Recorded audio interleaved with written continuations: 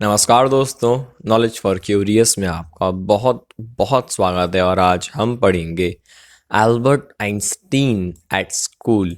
अब तक की सबसे ज़्यादा डिटेल्ड, सबसे ज़्यादा इंटरेस्टिंग वीडियो बहुत ही महान इंसान के बारे में है जिनका नाम है एल्बर्ट आइंस्टीन। इसको लिखा है पैट्रिक प्रिंगल ने।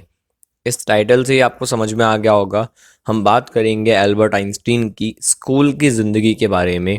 और ऑफ कोर्स यूट्यूब पे कहीं नहीं मिलेगा जो आपको इस चैनल पे मिलता है, word to word explanation. Let's begin friends. सबसे पहले आखिर किसने लिखा है कौन जिसने लिखा है ये? लिखने वाले का नाम है जी पैट्रिक प्रिंगल। जन्म हुआ था इनका 1935 में। कहाँ पर? यूएसए में, रॉचेस्टर नाम की जगह पर, न्यूयॉर्क स्टेट की। ये राइटर हैं, ऑफ कोर्स एक फ्रीलांसर हैं, फोटोग्राफर हैं, बायोलॉजिस्ट भी हैं, साइंस के टीचर भी हैं। एक साइंस के टीचर ने एक साइंटिस्ट के ऊपर चैप्टर लिखा है। देखिए कितना अच्छा इत्तेफाक है। ये एडिटर रह चुके हैं बच्चों की मैगजीन में, मतलब बच्चों के लिए इन्होंने लिखा है, जिस मैगजीन का नाम था नेचर एंड साइंस। तो नेचर को साइंस से जोड़ना ये भी इनका काम रहा है। आपको एक चीज़ बताऊं, एल्बर्ट आइंस्टीन ने भी कहा था, if you want to understand life look at the nature deeply. अगर आप ज़िंदगी को समझना चाहते हो तो प्रकृति को देखो और आप ज़िंदगी को समझ जाओगे। तो पैट्रिक प्रिंगल के पास भी यही पावर है, यही एक सेम क्वालिटी आपको देखने को मिलेगी। काफ़ी सारे वर्क में इन्होंने बताया है कि कैसे नेचर को हमारी एक्टिविटीज़ की वजह से खतरा महसूस हो रहा है। For example global warming.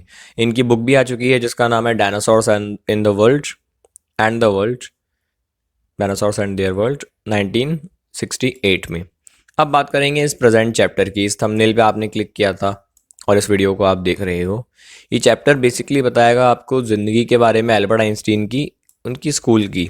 School में कैसी ज़िंदगी थी। तो बचपन में बहुत बड़ी प्रॉब्लम उनके सामने थी कि वो थे क्रिएटिव और क्यूरियस, जानने की इच्छा वाले। लेकिन उनका जो ट्रेडिशनल और आउटडेटेड स्कूल का सिस्टम था वो था रट्टू तोते वाला, कि हिस्ट्री रट लो, साइंस उनको पढ़ाया ही नहीं जाता था। एक सब्जेक्ट था मैथ्स जो उनको पसंद था, लेकिन जिसमें जान है, जिसमें अपने को इश्क है साइंस से, वो साइंस अपन को मिल नहीं रहा था। और जो हिस्ट्री पसंद नहीं है वो मजबूरी में पढ़ना पड़ती थी। तो इस चैप्टर में हम देखेंगे वो क्लैशेस, वो पंगे जो होते हैं स्कूल के सिस्टम और हमारे क्रिएटिव आइंस्टीन के बीच में। इस पूरे चैप्टर को अपन पढ़ेंगे, समझेंगे, जानने के लिए कि किस तरीके से आइंस्टीन ने खुद को बचाया अपना वक्त और टैलेंट बर्बाद करने से। फिलहाल मैं आपको कुछ और चीज़ें बता दूं। सबसे पहले तो ये जो चैप्टर मैंने आपको बताया, इस चैप्टर को ऐसा ही लिखा हुआ प्लस इसके पूरे के पूरे टेक्स्ट और उसके मीनिंग्स ये आपको फ्री में मिल जाएंगे एक पीडीएफ के फॉर्म में हमारे टेलीग्राम चैनल पे, जिसके लिंक डिस्क्रिप्शन में है। अगर आपको इसके क्वेश्चन आंसर्स चाहिए इस तरीके से, जहाँ पे 2 in 1 क्वेश्चन आंसर होंगे, ईयर लिखा हुआ होगा, तो ये आपको मिल जाएंगे 500 रुपीज़ में। प्लस ऐसी ही वीडियोस होंगी जिनमें इन आंसर्स को समझाया जाएगा। ऐसे कुछ एक्सट्रैक्ट्स होंगे जो आपके एग्ज़ाम में हेल्प करेंगे। ये सब आपको सिर्फ और सिर्फ 500 रुपीज़ में मिल जाएंगे। और अगर आप और सिंसियर स्टूडेंट हो और आप इन स्टूडेंट्स की तरह, मेरे स्टूडेंट्स की तरह 94, 94, 91 लाना चाहते हो, हिंदी की फ्री क्लास ज्वाइन कर सकते हो। और भी आप इनकी तरह अगर मार्क्स लाना चाहते हो तो आप मुझे कांटेक्ट कर सकते हो। सिर्फ 3000 रुपीज़ में आप मेरी लाइव क्लास को ज्वाइन कर सकते हो जूम ऐप पर। मैं लाइव पढ़ाता हूँ रोज़ इवनिंग 8 से 9। फिलहाल बात करते हैं हमारे चैप्टर की। देखो भाई, चैप्टर की शुरुआत होती है कुछ कैरेक्टर्स से। आपको कैरेक्टर समझने होंगे। सबसे पहला, सबसे इंपॉर्टेंट कैरेक्टर है Albert Einstein. Albert Einstein of course hero of this chapter. इनकी स्कूल लाइफ की हम बात कर रहे हैं। ये म्यूनिक नाम के शहर में है जब हम इस कहानी को पढ़ रहे हैं। तो जर्मनी एक स्टेट है, सॉरी एक कंट्री है, उसमें म्यूनिक नाम की जगह है। उस ये म्यूनिच नहीं है, म्यूनिक है। म्यूनिक नाम की जगह है, वहाँ पे आइंस्टीन रह रहे हैं अपना स्कूल डिप्लोमा पूरा करने के लिए। मिस्टर ब्राउन इनके हिस्ट्री टीचर है जिनसे इनका पंगा होगा। इनके हेडमास्टर यानी इनके प्रिंसिपल साहब हैं। एक फेवरेट टीचर है मिस्टर कॉच, क्योंकि इनको मैथ्स पसंद है आइंस्टीन को। यूरी आइंस्टीन यानी एल्बर्ट के फ्रेंड है। कंफ्यूज मत हो ना, कहीं पे एल्बर्ट लिखा है कहीं पे आइंस्टीन लिखा है, भाई एक ही व्यक्ति है। इनके दोस्त हैं जो म्यूनिक में ही रहते हैं, बट आइंस्टीन के पड़ोसी नहीं हैं। जो आइंस्टीन है वो रहते हैं एक रेंटेड रूम में। आप भी शायद कभी रहे होगे हॉस्टल में। तो अपन का एक कमरा किराए पे लिया हुआ है आइंस्टीन का। लेकिन जो यूरी है वो स्टूडेंट्स के बीच में रहता है, वो रूममेट है एक तरह से किसी का। तो वो जहाँ पे रहता है वहाँ पूरा स्टूडेंट्स रहते हैं, हॉस्टल मान सकते हो आप। तो यूरी हॉस्टल में रहता है जबकि एल्बर्ट एक रूम को रेंट पे लेके रहते हैं। ये डिफरेंस है इन दोनों में। एल्सा एल्बर्ट की कज़िन है, ऑफ कोर्स सिस्टर है, यहाँ पे बहन है ये कज़िन, और ये रहती है बर्लिन में। अर्नेस्ट व्हील ये एक डॉक्टर है जो मेंटल डिसऑर्डर्स के स्पेशलिस्ट है। ये वो ज़माना है जब साइकोलॉजी इतना डेवलप नहीं हुआ था, तो न्यूरोलॉजी और साइकोलॉजी एक तरह से एक ही था। नसों का डॉक्टर, दिमाग का डॉक्टर और बीमारियों का, ये डिप्रेशन वगैरह, इनका डॉक्टर एक ही हुआ करता था। अब बात करते हैं चैप्टर की वर्ड टू वर्ड। चैप्टर की शुरुआत होती है जब हिस्ट्री के टीचर आइंस्टीन से पूछते हैं, in what year Einstein did the Prussians defeat the French eight Waterloo. कौन सा ईयर था जब प्रशियन ने फ्रेंच को वाटरलू में हराया था। अब जिनकी हिस्ट्री कमज़ोर है मैं बता दूं भाई, प्रशिया जर्मनी की एक स्टेट हुआ करती थी। तो जैसे इंडिया में हम इंडिया के बारे में बहुत पढ़ते हैं ना, इंडियंस ने क्या किया, कब किया, कैसे किया, उसी तरीके से जर्मनी में प्रशिया के बारे में बहुत पढ़ते हैं। तो प्रशिया के लोगों ने फ्रेंच को हराया था वाटरलू के युद्ध में। जैसे हमारे यहाँ कारगिल का युद्ध हुआ था, वैसे वहां पे वाटरलू का युद्ध हुआ था। तो वाटरलू के युद्ध में कब हराया? आइंस्टीन ने बोल दिया मुझे ही नहीं पता sir, I don't no. Teacher ने बोल दिया क्यों नहीं पता, तुम्हें तो बहुत बार पढ़ाया है। बोलते ही नहीं हम बहुत बार पढ़ाया आपको तो। आइंस्टीन ने भी कह दिया, मुंह पे जवाब दे दिया, मुंह पर ठहरे हम तो, भूल गया हूँगा सर। अब मिस्टर ब्राउन यानी हिस्ट्री के टीचर पूछते हैं, तुमने याद भी करने की कोशिश की कभी? वो कहते हैं नहीं जी, एकदम बिना कुछ सोचे मुंह पे जवाब दे दिया, नहीं नहीं जी मैंने नहीं कोशिश की। अब हिस्ट्री के टीचर बोलते हैं क्यों भाई? तो वो बोलते हैं मुझे सर कोई पॉइंट समझ में नहीं आता कि मैं डेट क्यों याद करूं। जब मैं किताब में देख सकता हूं तो मैं क्यों उसको दिमाग में भरूं कि भाई कब कितने लोगों ने किसको हराया था। सिंपल से आज के ज़माने के हिसाब से कहूँ तो गूगल पे जब मैं सर्च कर सकता हूँ तो मैं याद क्यों करूँ। मिस्टर ब्राउन एकदम शांत हो गए कुछ थोड़े टाइम के लिए। फिर थोड़ी शांति के बाद वो शांति को तोड़ते हुए बोलते हैं, तुम यार मुझे बहुत कंफ्यूज करते हो। तुम्हें ये रियलाइज़ नहीं होता कि सारी की सारी चीज़ें जो तुम पढ़ रहे हो वो तो बुक में देख सकते हो। तो इसका मतलब सारे के सारे फैक्ट ऐसे हो गए जो तुम बुक में देख सकते हो तुम कुछ भी नहीं पढ़ोगे इसका मतलब। आइंस्टीन कहते हैं हाँ जी मैं कुछ नहीं पढ़ूंगा।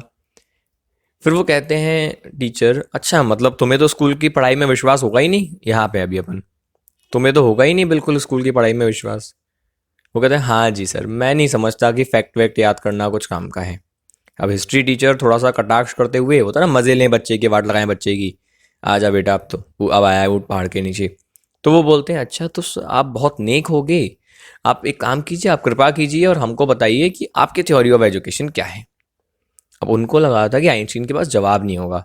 कई बार नहीं होता बच्चे के पास जवाब नहीं होता, उसको पढ़ना नहीं होता इसलिए वो बहाने बनाता है। इनको लगा ये भी ऐसा स्टूडेंट है। अल्बर्ट फ्लश्ड, अल्बर्ट का चेहरा हो गया लाल, शर्म से, एम्बेरसमेंट से। पर वो हो गई शुरू। अब उनने बोल दिया, सर मुझे लगता है ये जो फैक्ट है ना वो मैटर नहीं करते, आइडियाज मैटर करते हैं। मैं याद नहीं करना चाहता सर डेट को कि युद्ध कब हुआ, कितने लोगों ने कितनों को मारा। मैं ये जानना चाहता हूँ कि सर युद्ध हुआ क्यों आखिर। अब मिस्टर ब्राउन का दिमाग खराब, ये तो साला बोल गया यार, अपन तो चाहते थे बेइज्जती हो उसकी। उनने कहा ठीक है, मेरे को कोई लेक्चर नहीं चाहिए तुमसे, हमको लेक्चर नहीं चाहिए तुमसे कोई। अब एक तुम एक्स्ट्रा पीरियड रुकोगे स्कूल में, हालांकि इससे तुम्हारा कुछ नहीं होगा ना स्कूल का कुछ होगा। तुम स्कूल के लिए एक धब्बा हो। अब मुझे नहीं लगता आखिर तुम आते क्यों हो, ये स्कूल छोड़ क्यों नहीं देते तुम स्कूल। अब एल्बर्ट ने पॉइंट आउट कर दिया, सर ये मेरी इच्छा थोड़ा ना है स्कूल में आना। अब टीचर और भड़क गया, तुम एक अनग्रेटफुल बॉय हो, तुम एहसान फरामोश हो, तुम्हें खुद पे शर्म आना चाहिए। मैं तो चाहूंगा तुम्हारे पिता तुम्हें ले जाए यहाँ से। यहाँ तक ये स्कूल हुआ। जब स्कूल से निकलते हैं एल्बर्ट अपना एक और जो टाइम है, एक और जो पीरियड है वो रुक के, तो एल्बर्ट को माइजरेबल फील हुआ, बहुत दुखी फील हुआ। आप सोच रहे होगे पहली बार ऐसा हुआ, जी नहीं, ये हर बार होता था। उनके दिन हमेशा ही बदतर गुजर रहे थे म्यूनिक में, खासकर इस स्कूल में जहाँ उनको रटवाया जा रहा था। और उनका ज़मीर, उनकी आत्मा कह रही थी नहीं तू समझने के लिए बना है, रटने के लिए नहीं बना। प्रॉब्लम ये थी कि एल्बर्ट को स्कूल तो जाना ही पड़ता था रोज़ सुबह। आज भी उनको बुरा लग रहा था कि यार कल सुबह फिर यहीं पे आना है, तो वो दुखी कर रहे थे। पिताजी उनको लेके जाएंगे नहीं, उनसे पूछ भी नहीं सकते क्योंकि पिताजी ठहरे गरीब। अब ये वैसा ही है, 3 इडियट्स में आपने देखी होगी वो मूवी, जिसमें एक बंदा है वो गिर जाता है, फरहान नहीं, फरहान, फुनसुक वांगड़ू वाला आमिर खान, और जो तीसरा बंदा था गरीब, शायद राजू, हाँ राजू। तो जैसे राजू की हालत थी ना, गरीब फैमिली है, अब बोल भी दोगे कि इंजीनियरिंग नहीं करनी तो वाट लग जाएगी, वैसा ही था। फैमिली गरीब थी। अब आप बोलोगे मुझे स्कूल में पढ़ाई नहीं करनी तो पिताजी बिल्कुल भी नहीं मानने वाले। तो उन्हें पता था कि क्या आंसर होगा। वो यही बोलेंगे तुम स्कूल का डिप्लोमा पूरा करो, मुश्किल से तो बजट हमने बनाया, तुमको पढ़ा रहे हैं। तो पापा से ये तो बोल नहीं सकते कि पढ़ाई छोड़नी है। अब क्या किया जाए। अब वो अपनी लॉजिक्स पे वापस आते हैं। अब समस्या ये है कि लॉजिक्स पे वापस जाना भी उनको खुश नहीं करता। भाई लाइफ में अगर आपको स्कूल पसंद नहीं है, जैसे हो सकता है आपको मान लो कभी होता हो कि स्कूल पसंद नहीं है, तो एक सुख होता था हमारे पास कि भाई स्कूल के बाद घर पे अपन एंजॉय करेंगे। कि भाई स्कूल पसंद नहीं है, घर पे अपन मस्त खाना खाएंगे, टीवी देखेंगे, दोस्तों के साथ खेलेंगे, तो हम झेल पाएंगे दुख को। बस यहाँ ऐसा नहीं हो रहा। लॉजिंग्स पे अपने घर पे जाना भी आइंस्टाइन को खुश नहीं करता। क्यों? क्योंकि एक तो उनके पिता के पास था पहले बहुत कम पैसा। ठीक है, तो पिता के पास कम पैसा है, इस चक्कर में एल्बर्ट को है ना कमरा लेना पड़ा सबसे गरीब जगह जो थी म्यूनिक की, सबसे गरीबों की जो बस्ती थी वहां पे। ही डिड नॉट माइंड, मतलब उन्होंने ध्यान नहीं दिया कि चल ठीक है भाई मेरे को गंदा खाना मिल रहा है कोई बात नहीं, कंफर्ट नहीं मिल रहा वो भी कोई बात नहीं, डर्ट और स्क्वेलर है, गटर वटर है, गंदगी है, वो भी कोई बात नहीं। लेकिन ये जो वायलेंस का माहौल है ना, आप देखोगे जो बस्ती होती है, गरीबों की जगह होती है, यहाँ अक्सर आपको चिक चिक कलेश ज़्यादा मिलेगा। हाँ, कुछ लोगों में अमीरों के यहाँ भी होता है, पर वो आप समझो दिल से गरीब है। अगर कोई अमीर है और उसके घर में फिर भी कलेश है सारा दिन, तो वो गरीबी आप मान सकते हो। यहाँ फिलहाल हम बात करें स्लम की, जो वायलेंस थी, हर तरफ चिक चिक चिक चिक, आप देख सकते हो टीवी में भी लोग पानी के पीछे लड़ रहे होते हैं, दारू पी के लोग आ रहे होते हैं। तो वहाँ पे भी यही माहौल था। जो इनके मकान मालकिन है वो अपने बच्चों को पीटती थी रोज़ रोज़, तो बच्चों के रोने की आवाज़ आती थी। वो माँ बच्चों को मार रही है तो माँ चिल्ला रही है, उसकी आवाज़ आती थी। सैटरडे को उसका पति आता था मकान मालकिन का और अपनी पत्नी को पीटता था, फिर पत्नी रोती थी। सोचो कितना रोना धोना है। अब ऐसे में एक साइंस वाला बंदे का क्या दिमाग चलेगा। अब एक दिन की बात है जब आइंस्टीन और यूरी बैठे हुए हैं। यूरी जो हॉस्टल में रहता है लड़कों के साथ, स्टूडेंट्स के साथ, आइंस्टीन जो एक गरीबों की बस्ती में रहते हैं। यूरी आके बोलता है तुम्हारे पास तो यार अपना कमरा है, कितना अच्छा है। ठीक है, जब वो एक बार शाम को आते हैं, आइंस्टीन बोलते हैं नहीं यार ऐसा नहीं है, तू कम से कम सिविलाइज लोगों के बीच में तो रहता है, सब स्टूडेंट है, गरीब है तो क्या हुआ, वहाँ पे कोई कलेश ज़्यादा तो नहीं होगा, चिक चिक तो नहीं होती होगी। यूरी कहता नहीं भाई, कोई सिविलाइज नहीं है, कोई तमीज़दार नहीं है। आप भी हॉस्टल में रहे हो तो आप समझ सकते हो, अगर रहे हो तो। तुम्हें पता है ए बी बीच में लड़ाई हुई थी दो लड़कों की, एक ने दूसरे का खून कर दिया। अब आइंस्टीन पूछते हैं तो जिसने खून किया उसका क्या हुआ। यूरी कहता है कुछ नहीं, उसको तो प्राउड है, अरे वाह मैंने एक मर्डर किया है। बस पुलिस ने उसको कहा कि और लड़ाई मत करना। और वो लड़का दुखी है कि उसके चेहरे पे कोई निशान नहीं आया, निशान आता तो वो उसको लेके घूमता जिंदगी भर। देखो मैंने लड़ाई की थी, एक मर्डर किया था, मेरे चेहरे पे एक निशान आया है। अब एल्बर्ट ऐसे एक्सक्लेम कर देते ओह छी, ये स्टूडेंट्स है। यूरी कहता है तुम भी तो एक दिन स्टूडेंट बनोगे। तुम भी स्टूडेंट बनोगे का मतलब क्या है कि एक दिन तू भी स्कूल डिप्लोमा पास करेगा और ऐसा ही स्टूडेंट बन जाएगा जो हॉस्टल वॉस्टल में रहेगा। ठीक है जी। अब यही सेम बात, एक डायलॉग अभी आइंस्टीन बोलेंगे कि यार मुझे डाउट है, मुझे नहीं लगता कि मैं स्कूल डिप्लोमा पास कर पाऊंगा। ये यहाँ तक बात हुई यूरी से। थोड़े दिनों बाद यही सेम डायलॉग बोला गया है उनकी कजिन एल्सा को भी। होता क्या है, अगली बार जब म्यूनिक आती है उनकी कजिन, एक बार आती है, वैसे बर्लिन में रहती हैं इनके पिता के साथ एल्सा, लेकिन आई थी। तो जब आइंस्टीन के पास ये आई थी तो आइंस्टीन इनको बताते हैं कि मुझे नहीं लगता मैं एग्ज़ाम पास कर पाऊंगा, क्योंकि मैं नहीं सीख पाता, मैं नहीं याद कर पाता उतना।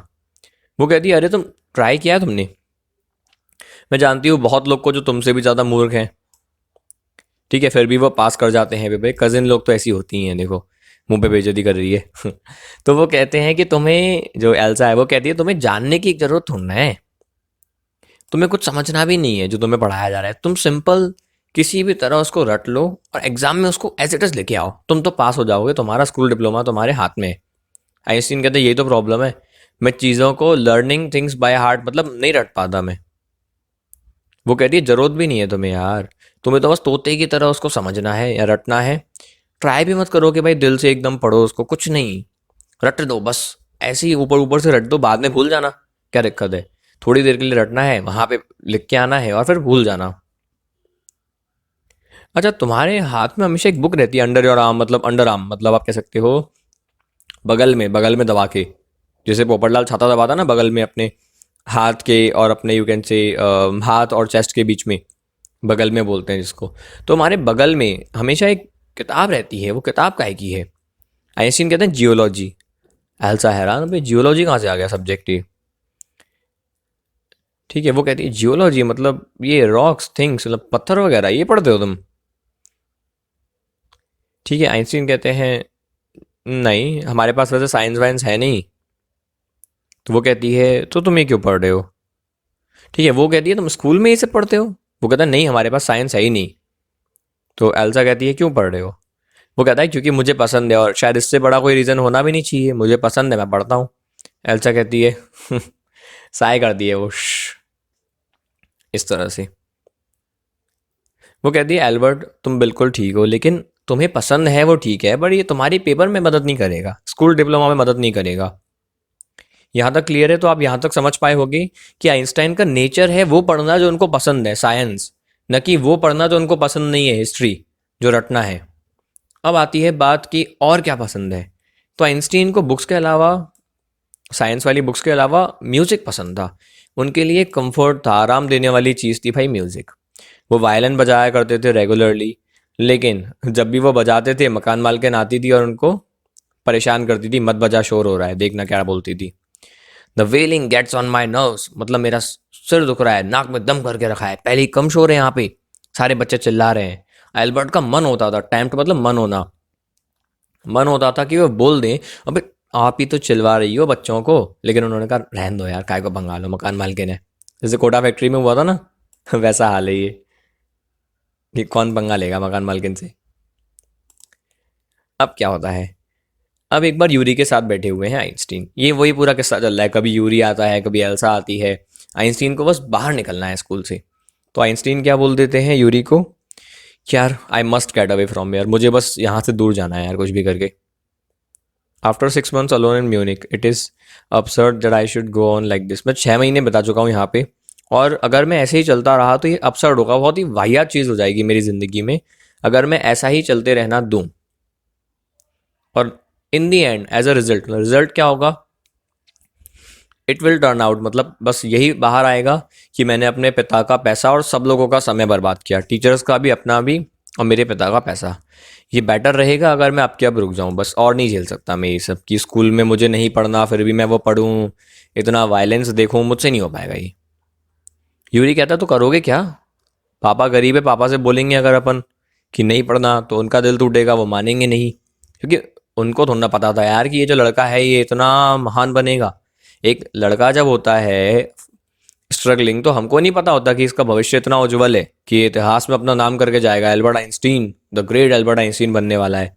तो ऑफकोर्स पिता को थोड़ा ना पता है, पिता तो बोलेंगे लड़का है, पढ़ाई में मन नहीं लग रहा, पढ़ाओ ज़बरदस्ती, इमोशनल ब्लैकमेल करो, थप्पड़ मारो, चप्पल मारो, पढ़ाओ। तो पिता से तो बोल नहीं सकते, कोई तो जुगाड़ चाहिए। अब आइंस्टीन कहते हैं आई डोंट नो यार, मुझे नहीं पता, if I go to Milan I am afraid my father will send me back. अगर मैं मिलान जाता हूँ, मिलान बेसिकली इटली में एक जगह है जहाँ पे इनके पिताजी रहा करते थे, आइंस्टीन के, जहाँ पे ही आए हैं। मैं जाऊँगा तो मेरे पिताजी वापस भेज देंगे, अनलेस, इनके मुंह से एक शब्द निकलता है अनलेस, अगर नहीं, मुझे वापस भेज देंगे अगर नहीं। इस अगर नहीं के आगे उन्होंने कुछ मन में बोला।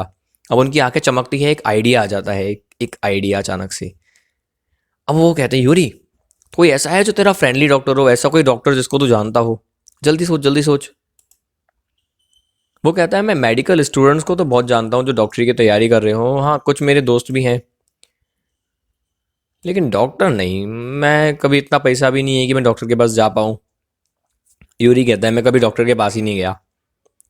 एल्बर्ट कहता है सपोज, मान लो अगर मुझे नर्वस ब्रेकडाउन हो जाए, मतलब अगर मुझे डिप्रेशन हो जाए। नर्वस ब्रेकडाउन एक बीमारी होती है जहाँ पे आप बहुत बुरी तरह से डिप्रेशन में जा चुके हो और आपकी नर्वस सिस्टम भी काम करना बंद हो चुकी है।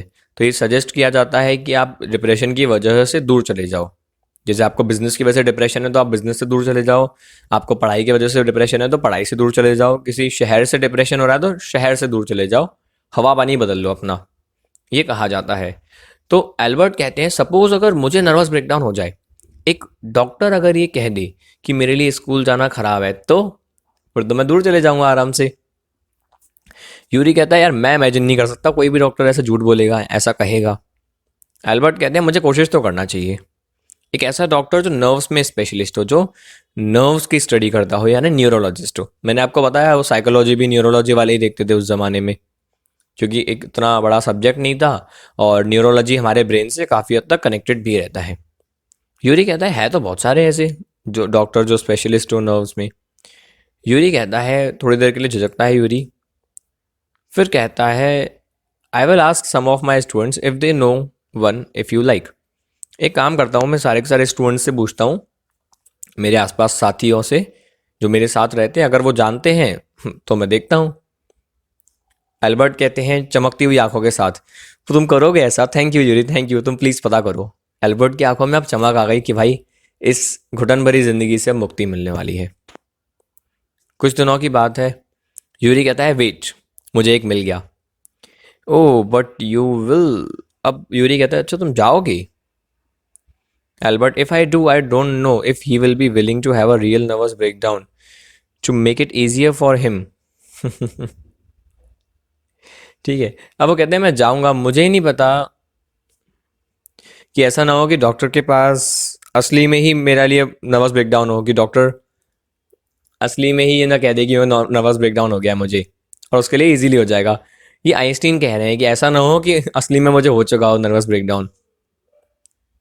यूरी कहते हैं मैंने तुम्हें कभी इतना नर्वस देखा भी नहीं है, इतने चिंतित कभी नहीं देखा मैंने। तो आइंस्टीन मजाक मजाक में कह रहे थे कि शायद मुझे सचमुच नर्वस ब्रेकडाउन हो चुका है इतने डिप्रेशन में। भाई बहुत होता है 6 महीने, आप जहाँ रहते हो वहाँ कलेश, स्कूल में आपके विरुद्ध सब कुछ हो रहा है, आपकी क्रिएटिविटी अंदर से मर रही है, इतने महान साइंटिस्ट बनने के लिए आप पैदा हुए थे और कहाँ आपका टैलेंट वेस्ट हो रहा है। एल्बर्ट कहते हैं a day or two at school will soon put me right. अगर 1 और 2 दिन मुझे हुए, मतलब 1-2 दिन मुझे स्कूल में हुए ना, तो मेरी बात सही निकल जाएगी भाई, मेरे को नर्वस ब्रेकडाउन हो ही जाएगा, सही में डिप्रेशन में चले जाऊंगा मैं 1-2 दिन स्कूल में और रह गया तो मैं। अब यूरी ने अगली बार जब देखा आइंस्टीन को, मतलब अभी अभी की बात हो रही है, अगली बार देखा मतलब पहले मिले थे और अभी मिले, तो इस बार जब मिले हैं ना यूरी, तो वो देख रहे हैं सच में यार पूरी स्पिरिट्स खत्म हो गई, आइंस्टीन बहुत ज़्यादा खो चुके हैं, पूरी उम्मीद खो चुके हैं, किसी भी तरह वो निकलना चाहते हैं मुझे स्कूल से। वो कहते हैं I can't stand it any longer, मैं नहीं झेल सकता इसको और मुझे सचमुच नर्वस ब्रेकडाउन हो जाएगा। और वो कोई भी डॉक्टर एग्री कर जाएगा, फिर भाई तो सोल्यूशन दे दे, नहीं तो सही में मेरे को हो जाएगा, फिर तो किसी भी डॉक्टर को हाँ करना ही पड़ेगा। यूरी कहता है ठीक है भाई कीप इट अप देन, तू एक काम कर, चालू रख अपना डिप्रेशन, मेरे को एक डॉक्टर मिल गया है। आइंस्टीन के फेस पे आती है चमक, मिल गया तुम्हें? तुम्हें कब मिल सकता हूँ उससे, कब है अपॉइंटमेंट? यूरी कहता है कल शाम का अपॉइंटमेंट है, हेयर इज द एड्रेस, ये रहा एड्रेस। तो वो कागज़ का टुकड़ा दिया जाता है आइंस्टीन को और उस पर लिखा था एड्रेस। एल्बर्ट कहते हैं डॉक्टर अर्नेस्ट व्हील, ये डॉक्टर का नाम है? अच्छा क्या ये स्पेशलिस्ट है नर्व्स में? यूरी बात मानते हैं नहीं यार देख एग्जैक्टली नहीं, सच बताऊं as a matter of fact, सच बताऊं वो अभी पिछले हफ्ते डॉक्टर बना है, शायद तुम उसके पहले पेशेंट हो मतलब पहला बकरा है ये। तो एल्बर्ट कहते हैं अच्छा तुम उसको स्टूडेंट के रूप में जानते होगे ना? अब यूरी कहता है हाँ मैं ना अर्नेस्ट को बहुत सालों से जानता हूँ। थोड़ी देर के लिए झिझकता है यूरी और फिर कहता है देखो ही इज़ नॉट अ फूल, लेकिन बेवकूफ़ नहीं है वो। एल्बर्ट कहते हैं इसका क्या मतलब हुआ कि बेवकूफ़ नहीं है? अब यूरी कहता है देखो यार don't try to pull wool over his eyes, इसका मतलब होता है उसकी आंखों में धूल झोंकने की कोशिश मत करना, एकदम फ्रैंक होना उसके साथ में, ये मत दिखाना जो तुम्हारे पास नहीं है वो दिखाने की कोशिश मत करना। यहाँ यूरी इशारे से फीस की बात कर रहा है, जो नहीं है वो दिखाने की कोशिश मत करना। यहाँ पे बात हो सकती है कि फीस की हो या डिप्रेशन की हो, जो नहीं है वो मत दिखाना, नाटक मत करना, सच बोल देना उसको, ठीक है? Not that you would receive any one. अब मैं ये नहीं कह रहा कि तुम किसी को धोखा दोगे, बट नाटक मत करना, सच सच बोल देना, अपना ही ये बंदा।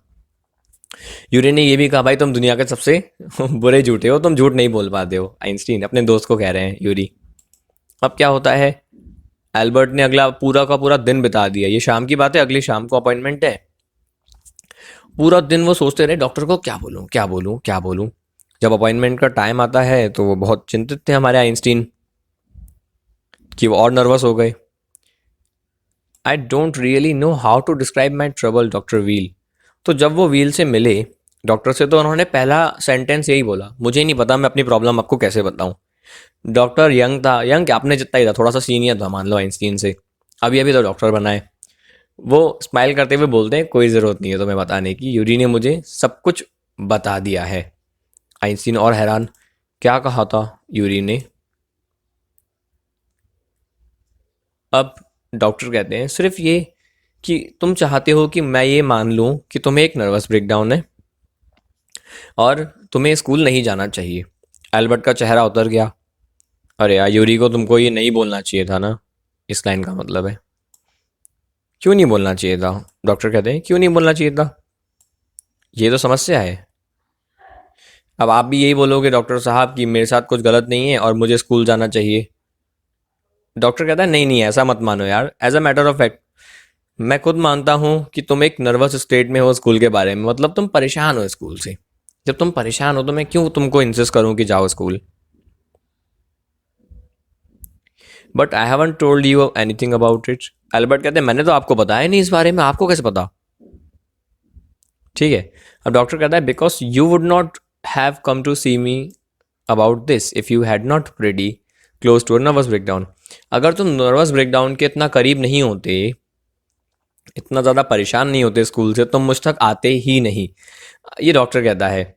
अब वो जल्दी जल्दी बोलते हैं if I certify that you have had a nervous breakdown and must stay away from school for a while, what will you do? अच्छा, अगर मैं सर्टिफिकेट दे दूं तुमको कि तुम्हें नर्वस ब्रेकडाउन हो गया है और तुम्हें स्कूल से दूर रहना चाहिए, तो तुम क्या करोगे? एल्बर्ट कहते हैं मैं इटली जाऊंगा। ये डॉक्टर ने जल्दी बोला इसलिए मैं भी जल्दी बोल रहा हूँ। अल्बर्ट कहते हैं मिलान में जाऊंगा जहाँ मेरे माँ बाप रहते हैं, मेरे पेरेंट्स रहते हैं। अब ये डॉक्टर पूछते हैं तुम वहाँ क्या करोगे? वो कहते हैं मैं इटालियन कॉलेज या फिर इंस्टीट्यूट में एडमिट हो जाऊंगा, मतलब एडमिशन ले लूँगा किसी इटालियन कॉलेज या इंस्टीट्यूट में, यानी स्कूल डिप्लोमा के बाद जो पढ़ाई होनी थी आइंस्टीन डायरेक्टली वो करना चाहते हैं। अब डॉक्टर साहब यही पूछते हैं जो आप पूछोगे। ये तो वही बात हो गई कि आप एमपी के स्टूडेंट हो, आप बिना 12th पास किए ही कॉलेज में जा रहे हो, बीए या बीटेक कर रहे हो, ये सेम बात हो गई। डॉक्टर साहब ने भी पूछा सर बिना डिप्लोमा के आइंस्टीन तुम कैसे जाओगे? आइंस्टीन के पास उसकी भी जुगाड़ है। वो क्या बोलते हैं, मैं मैथ्स के टीचर से इस बारे में डिस्कस कर लूँगा और कुछ मांग लूँगा, कुछ मतलब है सर्टिफिकेट्स, वो काफ़ी होगा। जितना भी स्कूल में मैथ्स सिखाया जा सकता है मैं सीख चुका हूँ और उससे कुछ ज़्यादा ही सीख चुका हूँ। ये उन्होंने कहा जब जो डॉक्टर है वो बहुत डाउट में, ये क्या बोल रहा है बंदा, ऐसा बंदा तो आज तक नहीं देखा हमने, डिप्लोमा पास किए बिना कॉलेज जाने को कॉन्फिडेंस में है ये। वो कहते हैं ठीक है भाई इट्स अप टू यू, वो तुम देख लेना जैसा करना है। वो कहते हैं I doubt if it will come off but I can say you are not doing yourself और anyone else much good by staying there. मुझे डाउट है ऐसा होगा भी कि नहीं होगा, मतलब तुम जो कह रहे हो कि भाई बिना डिप्लोमा के अपन कॉलेज में जाएंगे, मुझे नहीं पता, लेकिन मैं ये देख सकता हूँ कि यार स्कूल में रह के तुम ना अपना ना किसी और का भला कर रहे हो। तो तुम्हारी जो बात है वो सही है, तुम्हारी जो सिचुएशन है वो एकदम सही बैठी हुई है अभी। How long would you like me to say you should stay away from school? क्या चाहोगे मैं कितना टाइम के लिए तुमको स्कूल से दूर रहने की सलाह दे दूं इस मेडिकल सर्टिफिकेट में? क्या 6 महीने काफ़ी होंगे? ऐसे बोलते हैं जी जी जी बहुत मेहरबानी होगी आपकी यार, 6 महीने तो बहुत है, मुझे 6 महीने के लिए आप दूर कर दो स्कूल से, इतने में तो मैं काम कर लूँगा। It's nothing, I only just stop being a student my self so I know how you feel. वो इट्स नथिंग यार, इसमें कोई मेहरबानी नहीं है। उन्होंने कहा ना it's so kind of you, ये देखिए इस पैराग्राफ में कहा गया it is very kind of you. तो यहाँ पे क्या कहा उन्होंने, अरे कुछ कुछ काइंड वाइंड नहीं है, कोई मेहरबानी नहीं है। देखो अभी मैं थोड़े दिनों पहले स्टूडेंट था, अभी अभी मैं डॉक्टर बना हूँ, तो मैं समझ सकता हूँ तुम्हें कैसा फील हो रहा है। तो डॉक्टर व्हील ने हाल के एक सर्टिफिकेट दे दिया और कहा बेस्ट ऑफ लक। अब हम भी वही पूछते जो आइंस्टीन ने पूछा, सर कितना फीस हुआ, जबकि जेब में पैसा था नहीं, जेब में नहीं है दाना। तो होता क्या है, वो कहते हैं डॉक्टर साहब कुछ भी नहीं यार, कोई पैसा वाली बात नहीं है, तुम्हारे पास खर्च करने को है तो यूरी मेरा भी दोस्त है, तुम उसे ले जाओ, कुछ खिला पिला के आओ। जैसा अपन नहीं कहते चले भाई तू पार्टी दे दियो, बस पैसे मत दे तो पार्टी दे दे, चल दोनों आके मोमोज खा के आते हैं, ऐसा ही होता है। एल्बर्ट के पास पैसे वैसे भी नहीं थे, वो तो नाटक कर रहे थे। यूरी ने पहले ही कहा था नाटक मत करना, तो कोई फीस वीस नहीं दी, कोई पार्टी वार्टी नहीं दी, चुपचाप आ गए आइंस्टीन। पैसे थे ही नहीं, क्या पार्टी नहीं फिर। अब वो यूरी को दिखाते हैं, ये वंडरफुल है, देख सर्टिफिकेट कितना मस्त है। यूरी कहता है अरे गजब मस्त है, तो 6 महीने तो बहुत है। इस तरीके से तुम स्कूल को छोड़ भी रहे होगे, अगर बुरे से बुरा भी कुछ होता है, तुम्हें वापस भी आना पड़ेगा तो तुम वापस भी आ जाओगे। मतलब अपन एकदम विन विन सिचुएशन में है। यूरी ने कहा। आइंस्टीन कहते हैं नहीं, मैं कभी वापस नहीं आऊंगा, कुछ भी करके मैं एडमिशन लेके रहूंगा, वापस तो नहीं आऊंगा इस जगह पे। अब मैं कल इस सर्टिफिकेट को लेके जाऊंगा हेडमास्टर के पास, और अब इन सारी समस्याओं का अंत हो जाएगा। आइंस्टीन एकदम निश्चिंत हो गए। यूरी ने उनको याद दिलाया, मैथ्स वाले टीचर से सर्टिफिकेट लेना है, वो मत भूल जाना। मिस्टर कॉच यानी मैथ्स के टीचर आराम से अल्बर्ट को एक रेफरेंस देते हैं। वो कहते हैं अच्छा, अगर मैं ये कहूँ कि मैं तुम्हें और नहीं पढ़ा सकता और तुम्हें इतना कुछ आता है कि तुम मुझे पढ़ा दोगे, तो कैसा रहेगा? मैथ्स का टीचर आइंस्टीन से पूछता है। आइंस्टीन कहते हैं अरे सर, ये बहुत हो गया, ये तो आपने बहुत ज़्यादा बोल दिया, ऐसा कैसे हो सकता है? टीचर बोलते हैं नहीं नहीं, ये बिल्कुल सच है बेटा, तुमने इतना मैथ्स पढ़ लिया है कि तुम मुझे पढ़ाना शुरू कर दोगे थोड़े टाइम में। तो अब ये शानदार सा सर्टिफिकेट लेके मिस्टर कॉच ने एक पॉइंट भी बनाया, सर्टिफिकेट दे दिया शानदार सा, फिर कहा कि एल्बर्ट एकदम तैयार है इंस्टीट्यूट या कॉलेज में पढ़ने के लिए हायर मैथमेटिक्स। टीचर कहते हैं I am sorry you are leaving us, मुझे दुख है कि तुम हमें छोड़ रहे हो, हालांकि तुम अपना समय यहाँ बर्बाद कर रहे थे। एल्बर्ट कहता है नहीं सर, सिर्फ आपकी क्लास है जहाँ मैं अपना समय बर्बाद नहीं कर रहा था, पर आपको कैसे पता कि मैं स्कूल लीव करने वाला हूँ? क्योंकि मैं आया और आप एकदम तैयार हो, आप हैरान ही नहीं हुए। टीचर कहते हैं तुम मुझसे रेफरेंस मांगते ही नहीं, वरना तुम स्कूल छोड़ना चाहते हो इसलिए तुम मुझसे रेफरेंस मांगने आए हो। तो मुझे लगा तो सर आप हैरान हो गए, आइंस्टीन बोलते हैं। वो कहते हैं इसमें हैरान होने का कुछ नहीं है। टीचर ने कहा तुमसे पहले मुझे पता था कि तुम इस स्कूल में ज़्यादा नहीं टिकोगे, तुम छोड़ दोगे। एल्बर्ट बहुत हैरान थे, ये क्या बोल दिया सर ने। बाद में उनको समझ में आया। अब ये पहुंचते हैं हेड टीचर के पास। ये हेड टीचर से वैसे अपॉइंटमेंट मांगने ही वाले थे, उससे पहले ही हेड टीचर का इनविटेशन आ गया कि आओ मेरे ऑफिस में, तुमसे बात करनी है। 3 इडियट्स ऐसे। ठीक है, अब आइंस्टीन कहते हैं चलो इससे टाइम तो बच गया। उन्होंने सोचा, क्योंकि जब वो अपॉइंटमेंट मांगते तो हेडमास्टर के ऑफिस के बाहर 1 या 2 घंटे खड़े रहते, फिर हेडमास्टर अंदर बुलाता। ये नहीं कि मुंह उठा के पहुंच गए। लेकिन अगर हेडमास्टर ने खुद आपको बुलाया है कि मुझे तुमसे बात करनी है, तो ऐसा नहीं होता कि आपको 1-2 घंटे खड़े होना है, आपको सिंपली अंदर जाना है, बात करनी है। तो हेल्बर्ट ने ज़्यादा सोचा भी नहीं मुझे क्यों बुलाया है, क्यों बुलाया है। उनको लगा ठीक है, पनिशमेंट देना होगी फिर से मेरे होमवर्क ना करने के लिए या कुछ और बुरा करने के लिए। लेकिन थक चुके थे, अब उनको लग रहा था अब तो पनिशमेंट वैसे ही खत्म हो गए। हेड टीचर बोलता है मुझे कोई पनिशमेंट तुमको देनी नहीं है, तुम्हारा यहाँ पे होना ही बहुत वाहियात है, और मैं नहीं चाहता कि तुम स्कूल में और रुको। आइंस्टाइन, मैं चाहता हूँ तुम स्कूल छोड़ दो। एल्बर्ट कहते हैं हैरान एकदम, छोड़ दूँ? उनको क्या पता हेड टीचर को कि ये बंदा तो छोड़ने के लिए ही आया था। उसने सोचा कि मैं निकाल रहा हूँ, और एल्बर्ट कह रहे थे अरे मैं निकल रहा हूँ भाई, मैं तो वैसे ही स्कूल से भागना चाहता था। टीचर बोलता है यही तो मैंने कहा। अब एल्बर्ट कहते हैं इसका मतलब आप ये कह रहे हो कि मुझे स्कूल से निकाला जा रहा है? हेड टीचर कहते हैं हाँ तुम ऐसा मान लो। हेड टीचर कोई घुमा फिरा के बात नहीं कर रहे थे, यहाँ शब्द नहीं बना रहे थे, मिन्सिंग वर्ड्स ना, कोई घुमा चढ़ा के नहीं बोल रहे थे कुछ भी, वो बहुत सिंपली तरीके से बोला। अब हेड टीचर बोलते थे को सबसे अच्छा काम ये है कि तुम अपनी मर्जी से स्कूल छोड़ के निकल जाओ और कोई सवाल नहीं उठेगा, मैं निकालूंगा तो पंगे होंगे। एल्बर्ट कहता है सर मैंने क्या किया?